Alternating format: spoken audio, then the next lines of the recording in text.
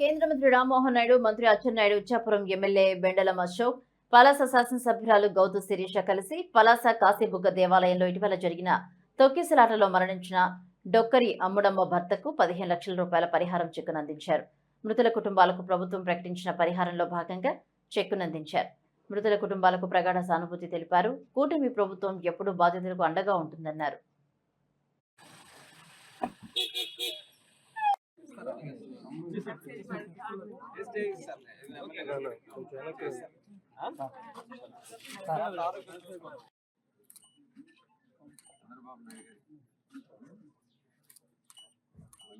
రాత్రి 10,000 ఇచ్చారా? దాని సంస్కారం చేశాను. వచ్చే ఎక్కడ మీ శ్మశానం ఇక్కడ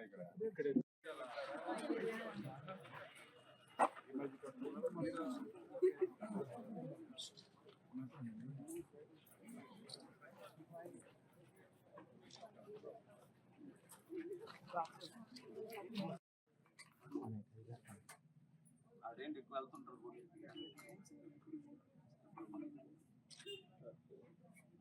అనుకుంటారు.